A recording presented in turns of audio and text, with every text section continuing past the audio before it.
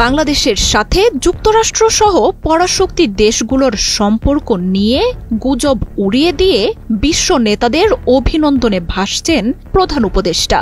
সবশেষ এই তালিকায় যুক্ত হলেন যুক্তরাষ্ট্রের প্রেসিডেন্ট ডোনাল্ড ট্রাম্প। স্বাধীনতা দিবস উপলক্ষে প্রধান উপদেষ্টা ড মোহাম্মদ ইউনূস এবং বাংলাদেশের মানুষকে আন্তরিক শুভেচ্ছা জানিয়েছেন তিনি। পরিবর্তনের এই সময় বাংলাদেশের গণতন্ত্র, অর্থনৈতিক উন্নতি আর নিরাপত্তা জোরদারের সুযোগ করে দিয়েছে বলে বার্তায় জানান ট্রাম্প। আর এই যাত্রায় বাংলাদেশের সাথে যুক্তরাষ্ট্রের সম্পর্ক আরও শক্তিশালী হবে বলেও প্রত্যাশা জানান এই মার্কিন প্রেসিডেন্ট।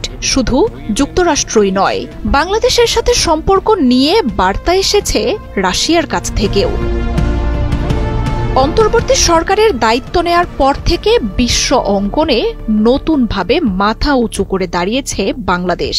টালমাটাল পরিস্থিতি আর অস্থিতিশীলতার মতো বাধা অতিক্রম করে বৈশ্বিক বিভিন্ন আসরে বিশ্ব নেতা, ব্যবসায়ী এবং রাজনীতিকদের সামনে তুলে ধরেছেন নতুন বাংলাদেশকে।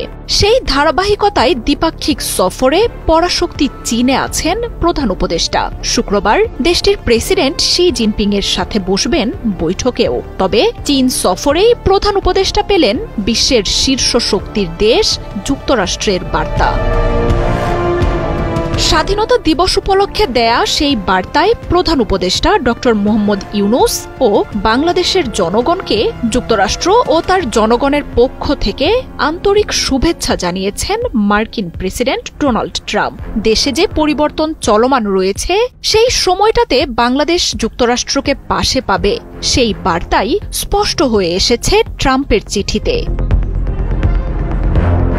আসন্ন গুরুত্বপূর্ণ সময়ে বাংলাদেশের সাথে অংশীদারিত্ব অব্যাহত রাখতে যুক্তরাষ্ট্র উন্মুখ বলেও বার্তায় জানান ট্রাম্প। দ্বিপাক্ষিক অর্থনৈতিক উন্নয়নকে এগিয়ে নেয়ার ব্যাপারেও নিজের আত্মবিশ্বাসের কথা তুলে ধরেন তিনি।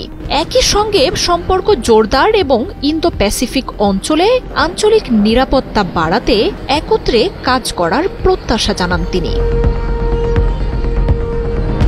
শুধু ট্রাম্পই নন, অন্তর্বর্তী সরকারের অধীনে গণতন্ত্র ও উজ্জ্বল ভবিষ্যতের দিকে বাংলাদেশের এই যাত্রার প্রতি পূর্ণ সমর্থন জানিয়েছেন মার্কিন পররাষ্ট্রমন্ত্রী মার্কো রুবিও।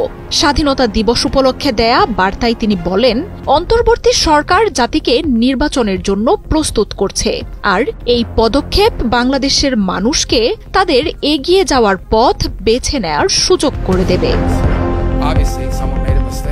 যুক্তরাষ্ট্র চীনের পাশাপাশি বাংলাদেশের অন্তর্বর্তী সরকার পাশে পেয়েছে আরেক শীর্ষ পরাশক্তি রাশিয়াকেও। স্বাধীনতা দিবস উপলক্ষে দেয়া এক বার্তায় রুশ প্রেসিডেন্ট ভ্লাদিমির পুতিন জানান, রাশিয়া বাংলাদেশের সম্পর্ক পারস্পরিক শ্রদ্ধা, বন্ধুত্ব এবং সুপ্রতিষ্ঠিত ঐতিহ্যের উপর ভিত্তি করে গড়ে উঠেছে। রাশিয়ার প্রধানমন্ত্রী মিখাইল মিশুস্তিনও নিজের বার্তায় সেই একই সম্পর্কের কথা জানিয়েছেন। প্রধান উপদেষ্টার প্রতি দেয়া বার্তায় তিনি জানান, বাণিজ্য, অর্থনীতি, প্রযুক্তি, কারিগরি, সাংস্কৃতিক এবং মানবাধিকারের মতো ক্ষেত্রে দুই দেশের সম্পর্ক আরও গভীর হচ্ছে। আমূল রূপান্তরের এক নতুন সম্ভাবনার দ্বার উন্মোচন করেছে। মার্জিয়া উপমা, ৭১। আমাদের ছাত্র